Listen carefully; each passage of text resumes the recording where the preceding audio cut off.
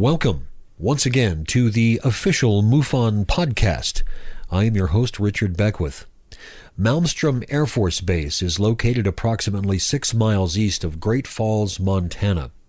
In 1954, the base was aligned under Strategic Air Command, or SAC, and the 407th Strategic Fighter Wing was assigned to Great Falls Air Force Base. The wing's F-84 fighters and KB-29 air refuelers provided fighter escort for SAC's long-range B-36 bombers. The 341st Bombardment Wing was redesignated the 341st Strategic Missile Wing and activated at Malmstrom Air Force Base on July 1, 1961.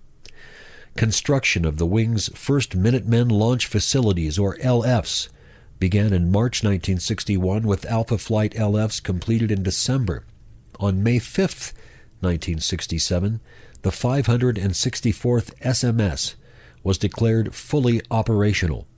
Malmstrom's missile field was the largest in the United States, covering 23,500 square miles. Only 2 months before the base became fully operational, on the night of March 24, 1967, UFOs appeared over Malmstrom Air Force Base missile field with one large glowing red object hovering right outside the front gate. Within seconds, the missiles began to shut down, going into a so-called no-go state. In the event we were to have had a nuclear conflict, the missiles could not have been launched. We were vulnerable. In the launch capsule that night was Deputy Missile Combat Crew Commander Captain Robert Salas. After graduating from the United States Air Force Academy, Captain Salas spent several years in active duty from 1964 to 1971. He held positions at Martin Marietta and Rockwell and spent 21 years at the FAA. In the Air Force, he was an air traffic controller and a missile launch officer, as well as an engineer on the Titan III missiles. We are very fortunate to have him with us here tonight. Captain Robert Salas, welcome to the MUFON podcast. Thank you, Richard. It's great to be with you tonight. It's really great to have you here. It's an honor, and I want to start off by thanking you for your service, sir. I appreciate it. My pleasure. I thoroughly was honored myself to serve the country in the Air Force, as short as it was. 7 years, right? 7 years, active duty, yeah. Mm-hmm. And you graduated from the Air Force Academy in 1963. 1964. 1964? Yeah. And then you served for 7 years. Yes, sir. I did, 7 years. Yeah. Why did you join the military, Captain? Well, to be honest, it was my chance to get a college degree. I've always, in high school, I felt a desire to serve my country, and the Air Force seemed like the best fit. So I did apply to the academy. Actually, I applied twice. First time I got accepted, went through a competitive process. You know how the appointments are made by congressmen, and then but I had a little cyst in my back. I had to have that removed, so I was disqualified the first year. And then the second time I tried, I again won the nomination and was accepted after I got an operation. Mm-hmm. So you went to the Air Force Academy, and what did you get your degree in? Well, at that time, everyone got the same degree. It was Bachelor of Science. There was no specific subject matter. It was just Bachelor of Science at that time. I think they've got various degrees now. You went on later and got a master's in education. Is that right? Well, I first got my master's in aerospace engineering, and then a master's in education after I left the federal government. I worked for FAA for about 22 years, mm-hmm. and then retired in 95. Got my master's in education, I think in 97 or 98. And then I taught high school math for about 17 years. Interesting. Math was never one of my strong suits. I had to take calculus in college and all that stuff, and had to have tutors and stuff to get through it. My background's in molecular biology, but I still needed the math and the calculus and all that, So Right. certainly not as much as you required. But let's go back to 1967, and let's talk about the incident that you are known for. March 24th, 1967, and you are a missile launch officer at Malmstrom Air Force Base. Can you tell us about that? Right. Yeah. Well, we'll talk about the evening of March 24th. We were able to finally nail down that date. I was in command of the capsule and the missiles at the time. My commander, there were just two of us down there in the capsule, and the capsule about 60 feet underground. My commander was Fred Mywald. He was taking a rest break because one of us had to be awake for the entire 24-hour period we were down there. So I get a call from my topside security guard. We called the flight security controller. And he's telling me he's seeing strange lights in the sky, flying very fast, doing maneuvers that he didn't think airplanes could do, such as stopping on a dime in midair, reversing course, making right angle turns, and no noise, no engine noise. So I thought that was a rather strange report. Didn't really understand what he was trying to tell me. I think I did say, "You mean like UFOs?" And I kind of chuckled, and he said, "Well, sir, I can't explain it. They're not airplanes.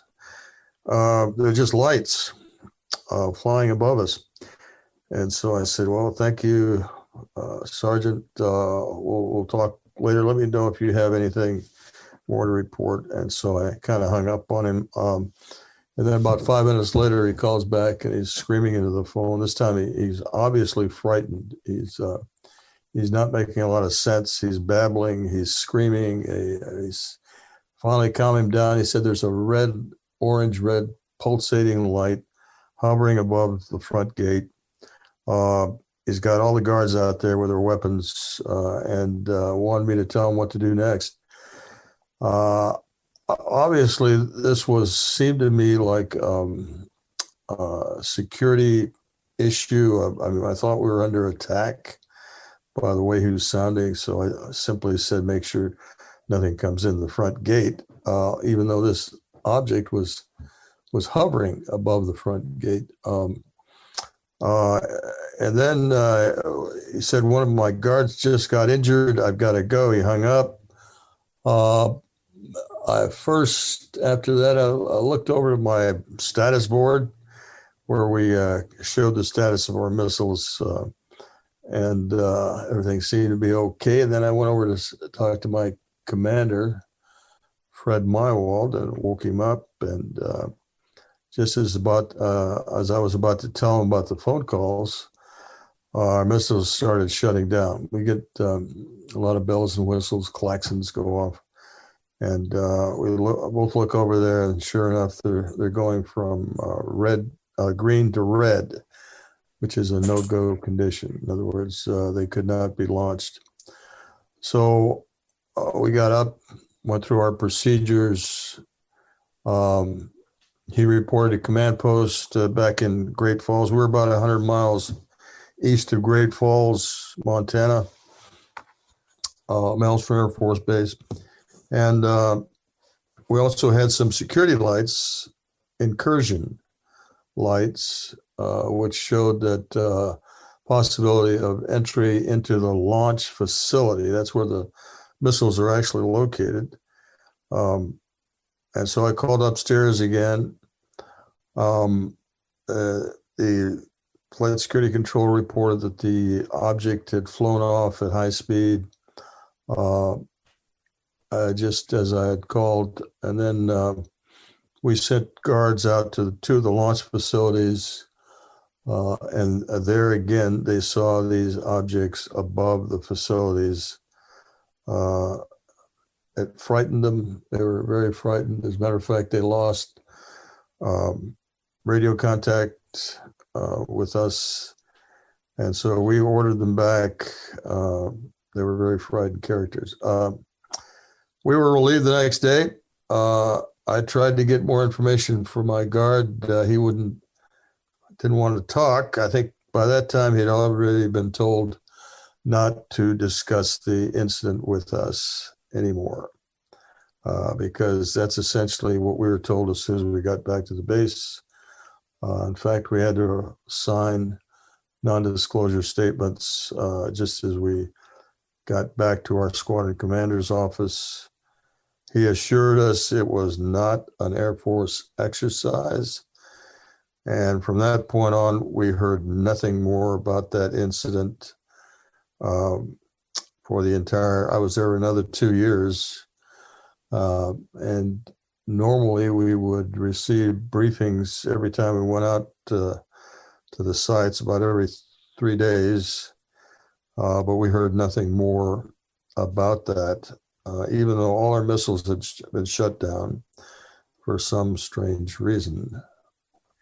Now, did this incident, was this an example of some things that had occurred at Malmstrom Air Force Base? You were on Bravo flight? I was Oscar flight. Now, I forgot to mention that during my commander's call to the command post, after he hung up, he turned to me and said the same thing happened at another flight of missiles. When I say flight, I mean 10 missiles, controlled just like ours were from a launch control center. And that was Echo flight.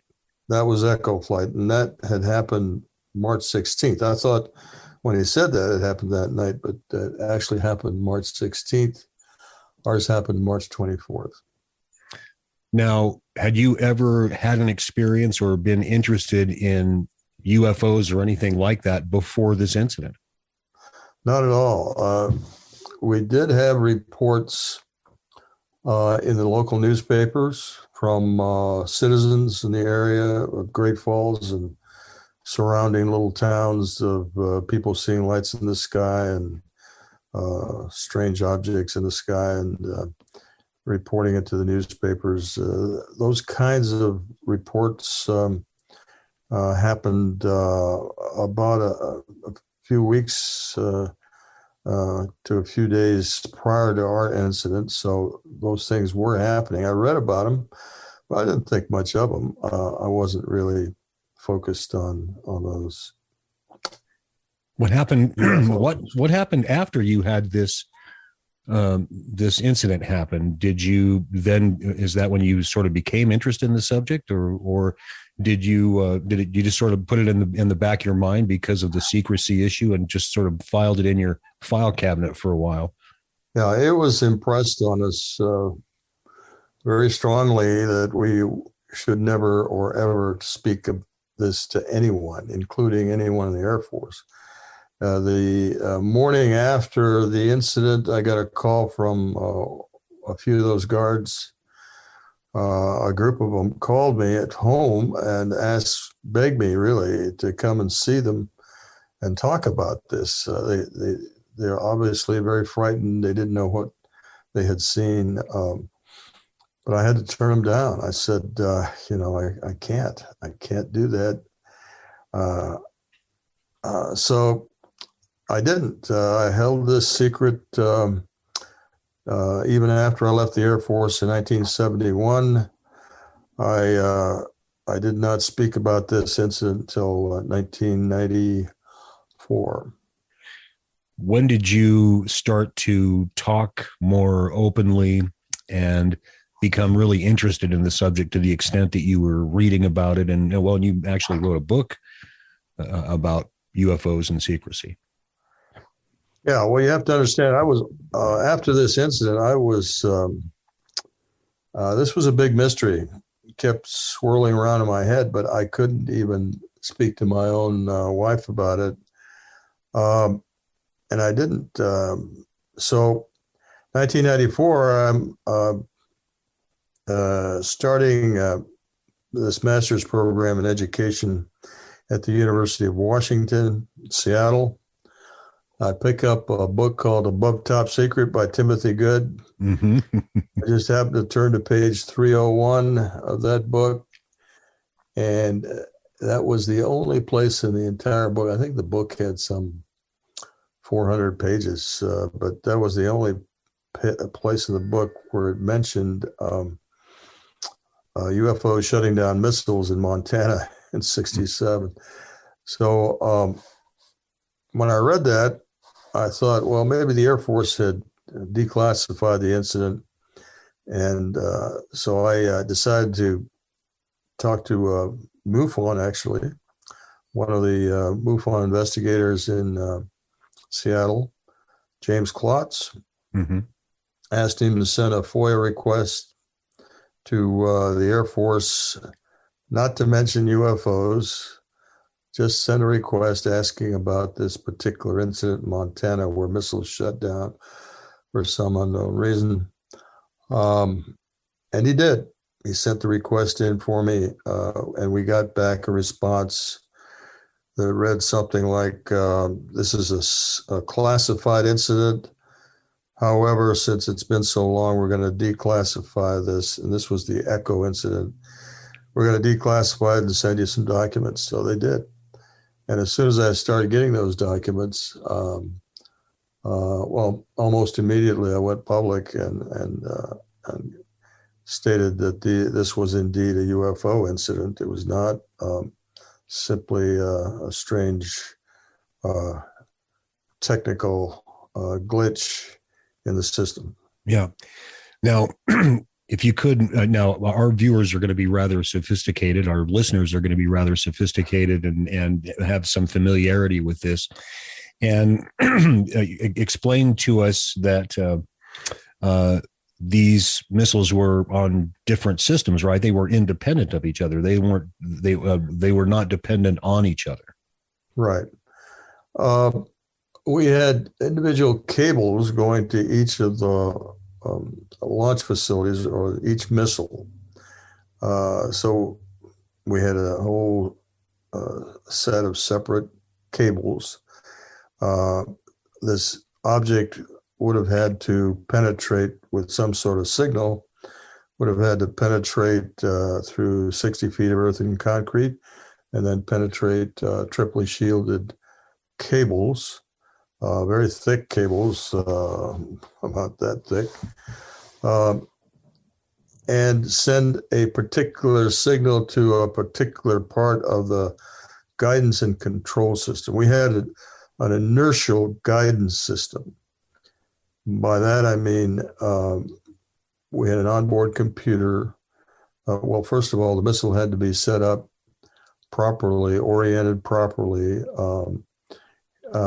and the inertial system had a level surface and gyroscopes that would determine, and by the motion of those gyros, would determine where its position was after launch. And it required an onboard computer to calculate all this, so that, using speed and location, azimuth and elevation, et cetera, to calculate where it was and where it was headed.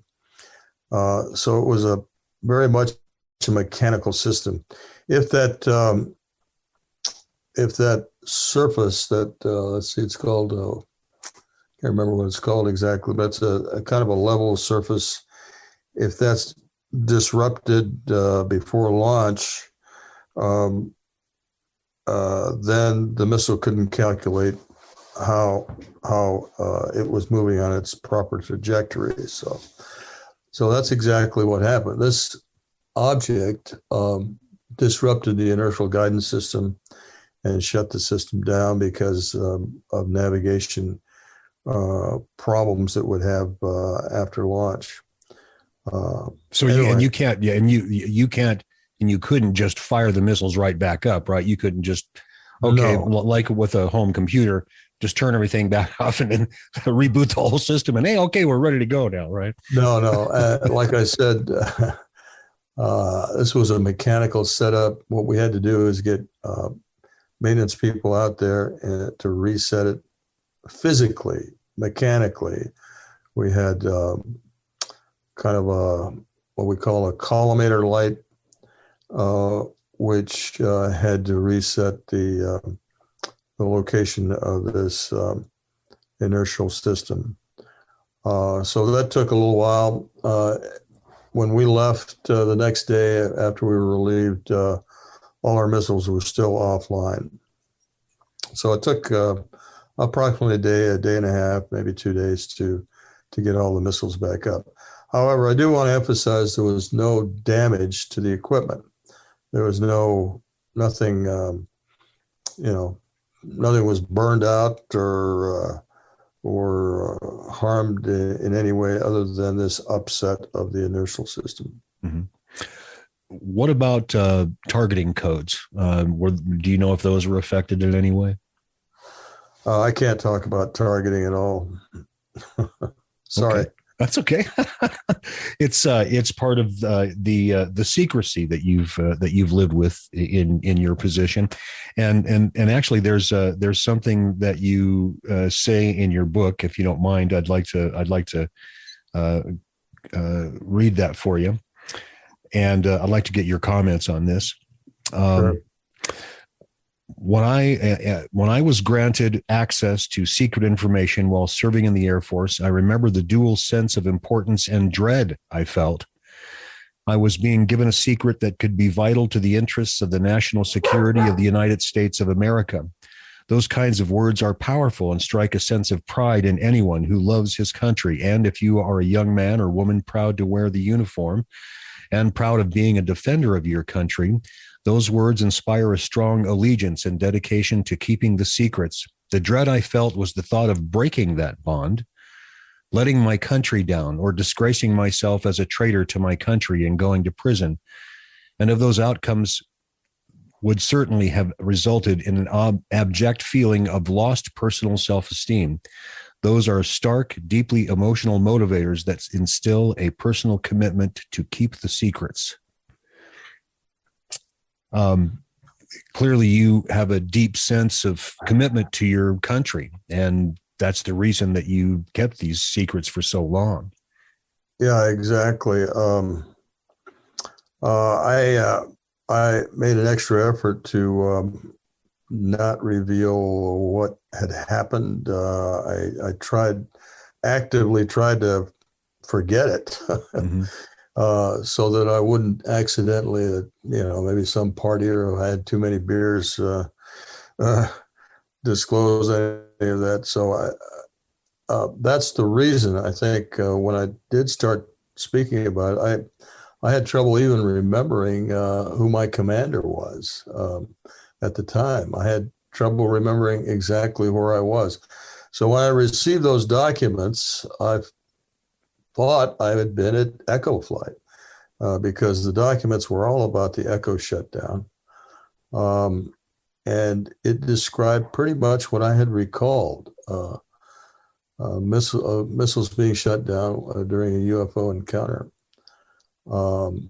And I did have to think long and hard before I went public. But I thought, again, the public interest held a superior position to hiding the secret of the UFO reality. And I still feel that way. I have no regrets about coming forward. I don't think I'm letting my country down. I think the secrets being held by our government are inappropriate, let's say. There's no reason why the public should not know that this is a reality and that we've all got to deal with it. Mm-hmm. You've learned quite a bit about your own incident since it happened and since you started talking about it. You've had some additional information come through, I think. in particular with reference to the folks that had to put the missiles back together. Weren't there some folks that you've talked to, have learned about, that came in and had some additional information after having worked on the missiles and having to bring them back up to speed? Right. There's a particular incident that comes to mind. Now, this man does not want his name revealed just yet. I know who he is. In fact, he's a well-respected individual. He was head of an aerospace company. But at the time, in 1967, he was an enlisted man working on a targeting team that would go out, as I mentioned, and he was on one of the Echo flight birds or missiles, going through his targeting procedures, trying to bring the missile back up on alert. And while he was in this maintenance bay, his guard called down to him, said, "Sir, you have to come up and see this." So he kind of climbs this little ladder they had down there and looks up, and there's an orange globe, a glowing ball of light hovering right above him. And and the guard says, well, no, he says, report this to the command post, and I will continue to do my job here. So he went back down and went through his procedures. He had a big manual of procedures to go through, and as he got to one point, just about as the missile was going to be brought back up on alert, the missile would shut down while this object was up there.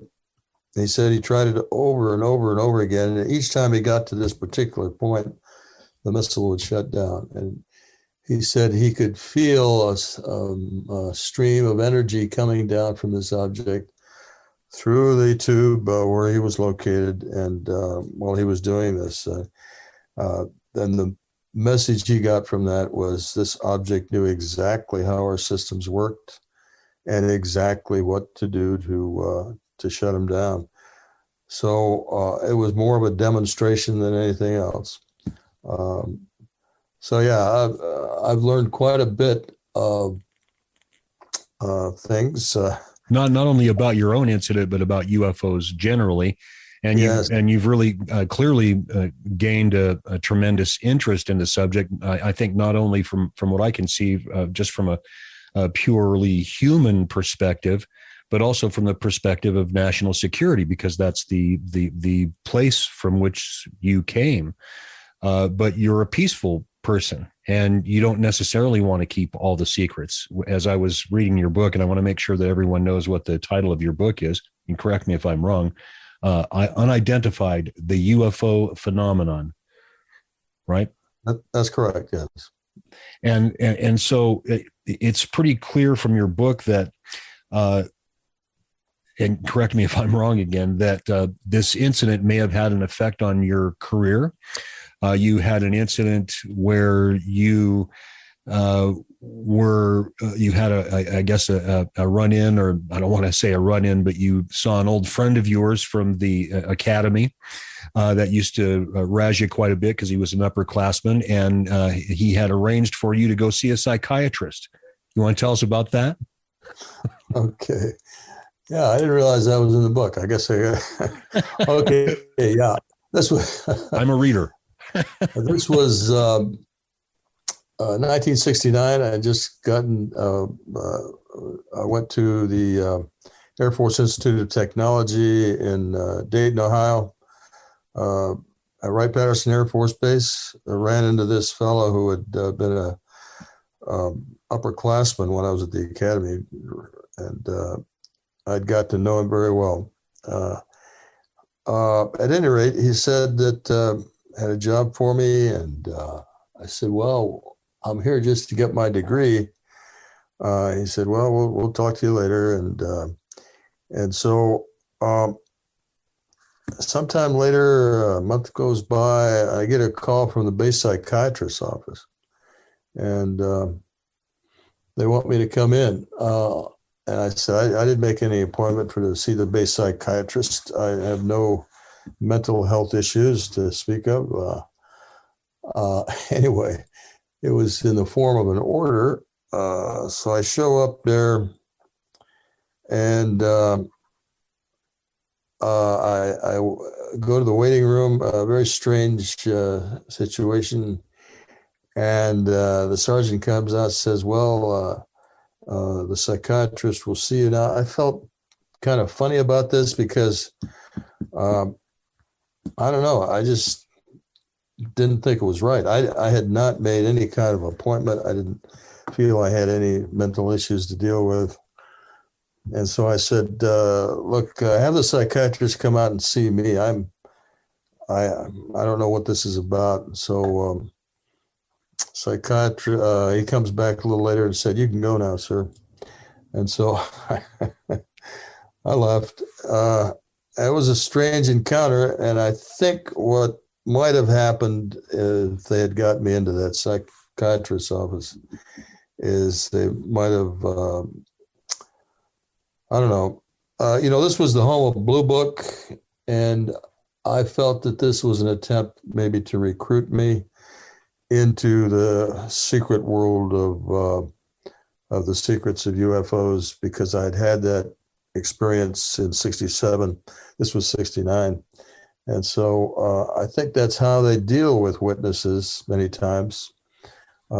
Create a false record, essentially, of some psychological problems that you're suffering from. So that way, if you come out later and disclose all the things that you've said, they've already peed in the pool. They can come back and say, oh, well, he clearly had some mental issues. He came and saw our psychiatrist, and right. He was seeing flying saucers and all kinds of strange things, right? Something like that, you bet. And they could have recruited me into the secret organization. And you had another experience sometime later, which I think led to your deciding not to continue in the military. Another incident where perhaps you may have been vetted for an opportunity to get access to more classified information. Correct me if I'm wrong about that. Yeah, that was another incident. My next assignment, LA Air Force Station, they had the we'll call them spooks upstairs, who dealt with spy satellites and other things. They wanted me to come on board there, and I declined. By that time, I was not interested in. I had decided to leave the Air Force primarily because of the Vietnam War. I became very much against that war, and the only way I had to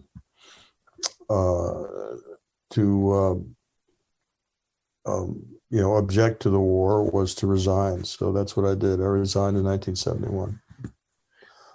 And you obviously were interested in UFOs at that time, and it led to you looking into the subject quite deeply. Not at that time. That was 1971. 1994. Well, I mean, there was a feeling of interest in UFOs after my incident, of course, but I kept it to myself. I wasn't really actively reading any books or looking at anything. 94, after I started getting the information back from the Air Force, is when I really became interested in the whole subject, and read just about everything I get my hands on. Mm-hmm. Talked to witnesses, and I've been speaking worldwide for over 20 years. Spoken in 15 countries and met a lot of people. Matter of fact, I've met most of those people that are going to be on at the international conference. And we're talking, of course, about the MUFON Symposium this summer, August. Yes. The weekend of August, I think 26th, 27th, 28th, 29th in there. And you're going to be speaking there. And so tell us what your talk's going to be about. Well, the main issue that that I'm really involved with is nuclear weapons. Of course, there have been many other incidents involving UFOs and nuclear facilities, and I write about those in my book. Some of those. I've been putting witness testimony of. I helped set up a conference in National Press Club in 2010, along with Robert Hastings. He and I organized this conference, brought in quite a few witnesses, including Colonel Halt, and including others. Dave Shindeli had an incident in Malmstrom Air Force Base in '66. So I'll be speaking about some of those incidents, my own incident, of course, and how it relates to the nuclear weapons issue, which is still a highly important issue in the world today. We've got things have gotten much more dangerous in that area, I think. People seem to put the nuclear weapons or a nuclear war on the back burner, but I think it's still something we need to be very concerned about. Well, let's talk about that, Captain Salas. So there has been a discussion continuing about this particular issue and how these objects, these visitors, relate to the subject of national security. And as you know, there has been some speculation that perhaps the visitors may present a threat to us. Hence the name of one of the programs that was headed up by Lou Elizondo in particular, the Advanced Aerospace Threat Identification Program. And so the question I have is, where is the threat? Is the threat more from humans, or is it from the visitors? Do we have anything to worry about from the visitors, or are we still out on the fence there? Or is it possible that some of the visitors may have our best interests in mind, and some of them may not? Yeah, well, we don't know. We can't say for sure what the intent is of these visitors, and I do think they are extraterrestrial that are operating these craft. However, what we do have is a history, and the history goes back to World War II, actually, where these objects were seen. But even prior to the explosion of the first atomic bomb in 1945, these objects were seen over Hanford Nuclear Facility in Washington, where plutonium was being developed for these bombs. There's a good record of intercepts being taken against UFOs over that facility in 1945, and since then over many other nuclear facilities. And as far as I know, the record shows that these UFOs have not done any serious damage to any of our equipment or facilities or people.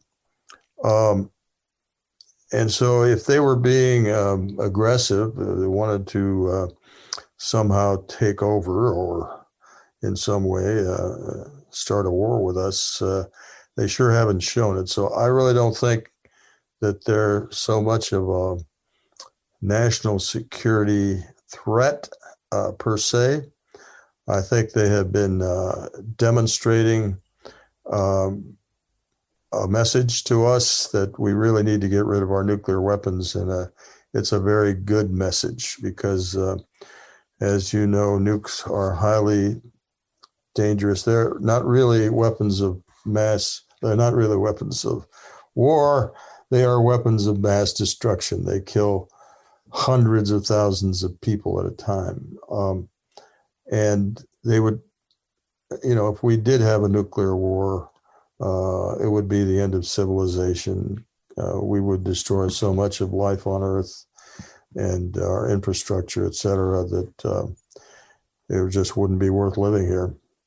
Well, we would have to go back to eating bugs and shrews and things of that nature for those of us that survive in the aftermath, right? I mean, I guess you could laugh at it a little bit, but it really is a real fear, isn't it? Right. Now,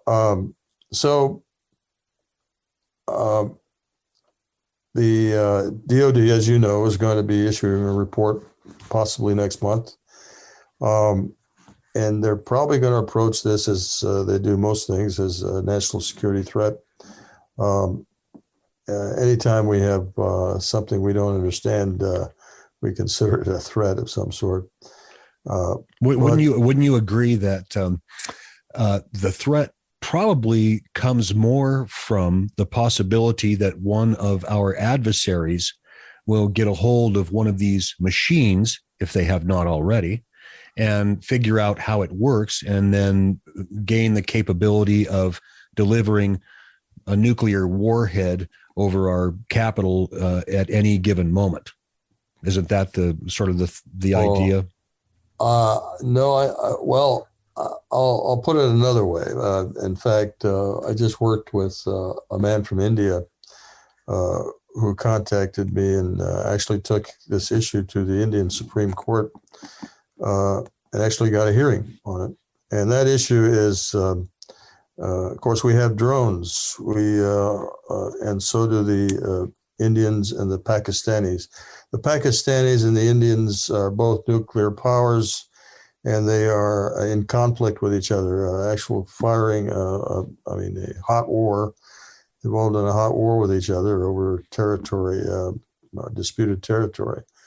So the issue could be that a UFO comes over and flies over their, let's say, a weapons storage area where they keep their nuclear weapons, and it's mistaken for a drone that's spying on them, and there's an exchange of fire or something like that, and that could escalate into a possible nuclear war between the two countries, which could spill over into other countries. Yes, sir. It could spill over anytime a nuclear weapon is used.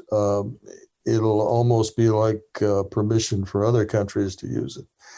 As a matter of fact, our country, the United States and Russia, are developing small nuclear weapons or tactical nuclear weapons for use in our arsenals in fighting war, thinking that these are small enough that it won't be too much of a concern. However, anytime any nuke is used, it'll again give permission for other countries to develop those kinds of weapons, and pretty soon it will escalate into a much greater war. There are 9 countries right now that have nuclear weapons, and there are a couple others that look like they want to develop them.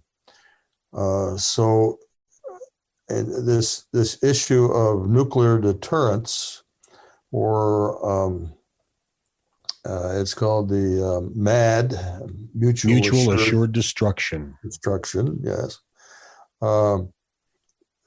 That whole concept is flawed in that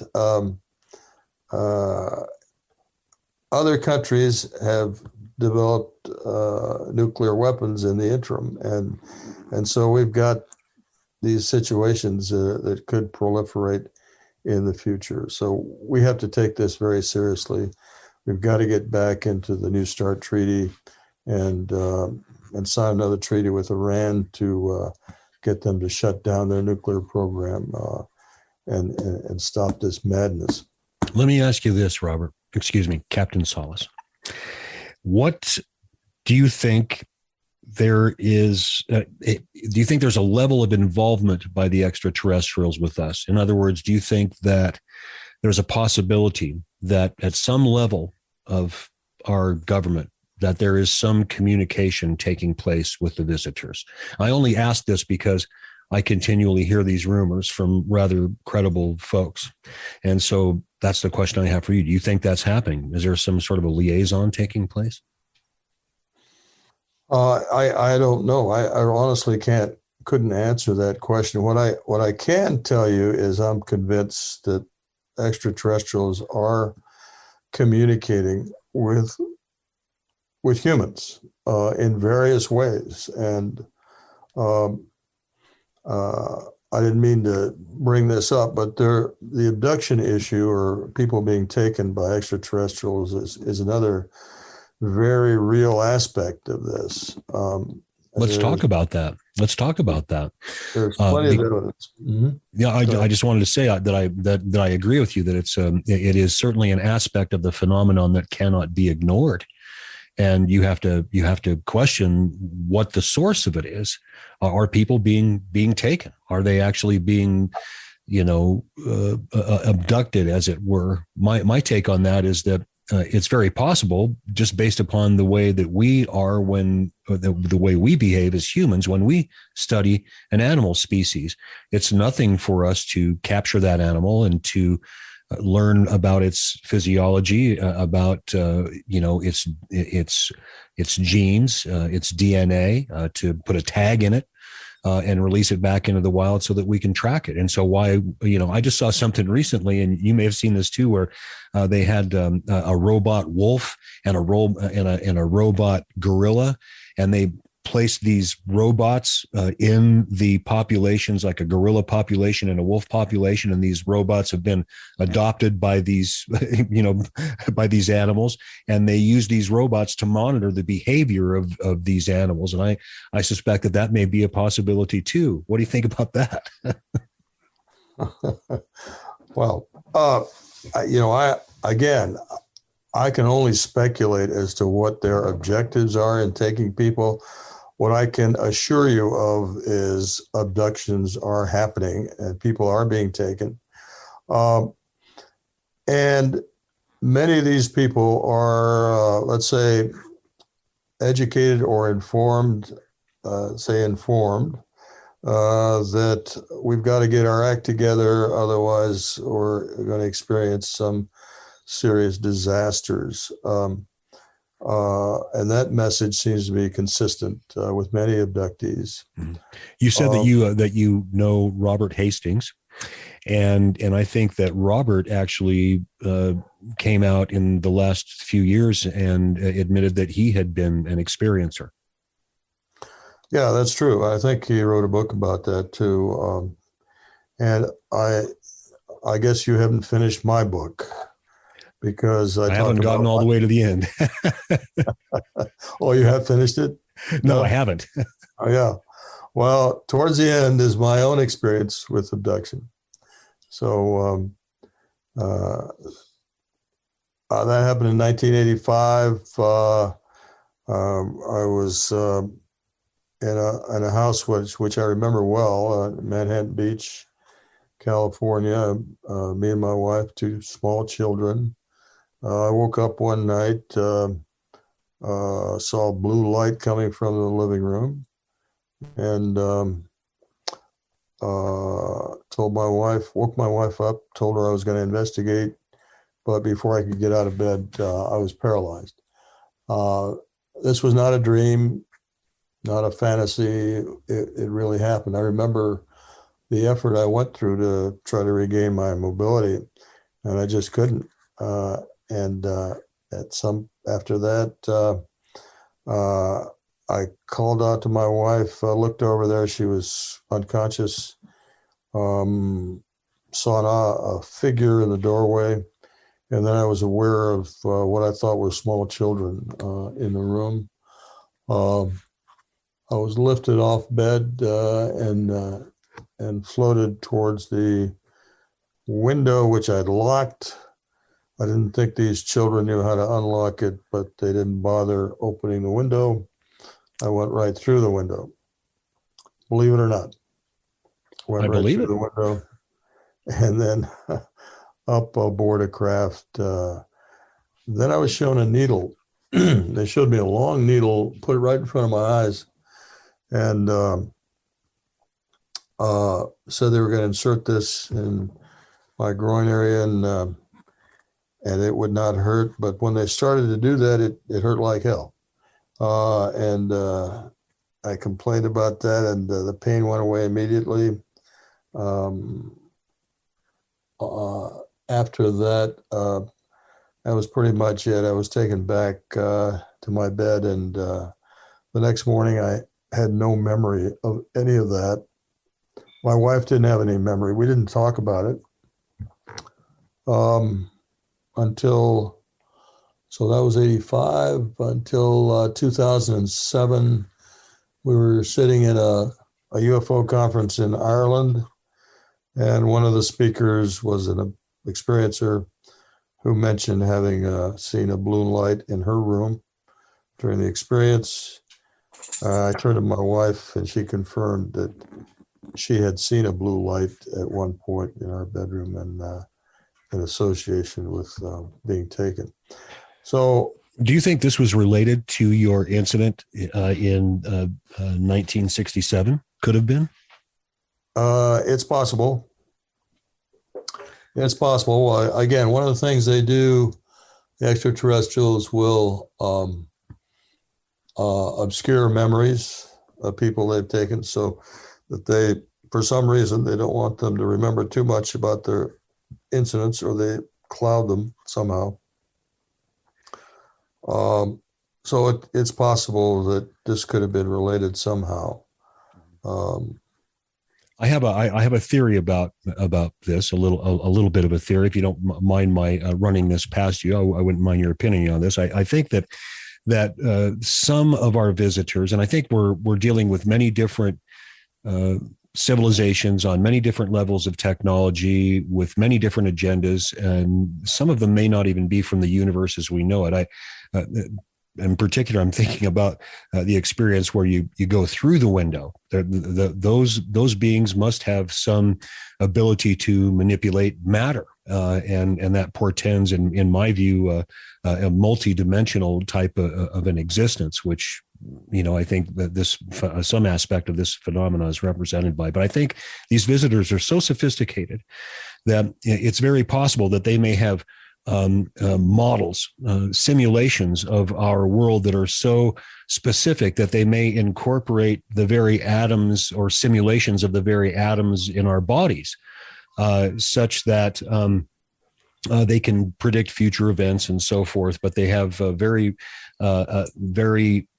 specific knowledge about everything. And so it wouldn't surprise me at all if during this experience in 1967 that the visitors immediately became familiar with you, if they were not already, and that this incident was in fact related, because some people like myself go their whole lives without ever having experienced a UFO. and you have had at least two very extraordinary experiences. And so that I don't think there's any such thing as a coincidence. Again, we're speculating, but certainly there have been many other experiencers who have had something like going through walls, going through ceilings, going through objects. So somehow they can manipulate either space or time or atoms, as you say. There's a very interesting theory. Excuse me. I won't get into it now, but it involves negative matter and negative energy, which is a very theoretical subject in the quantum physics world.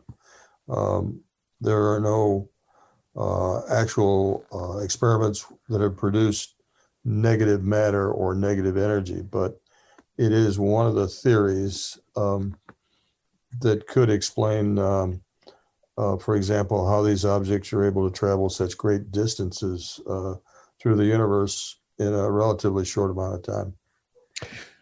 Captain Salas, if there's one thing that you want people to know, based upon your experiences and your work, if there's one thing that you would like people to know, what would it be? about this phenomenon?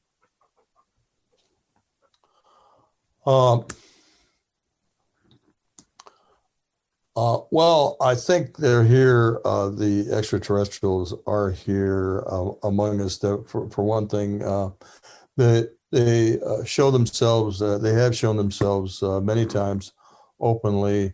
They want us to know that they are here, and they are not here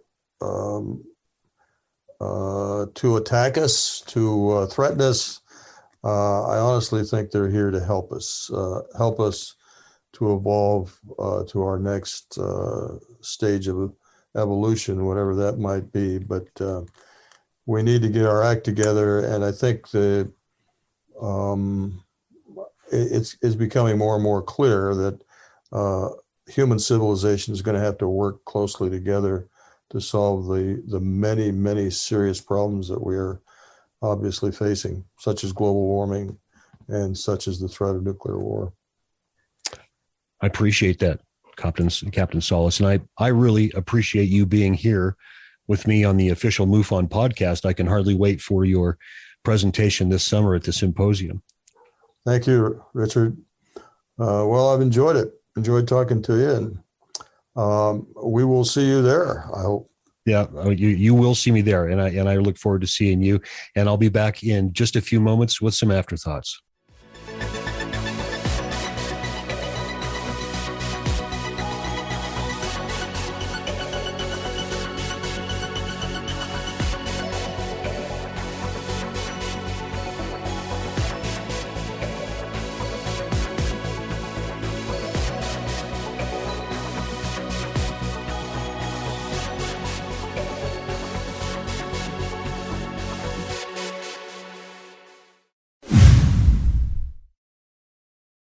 You are not alone. Thousands of people all over the world have sightings of UFOs per month. MUFON is the place to report them.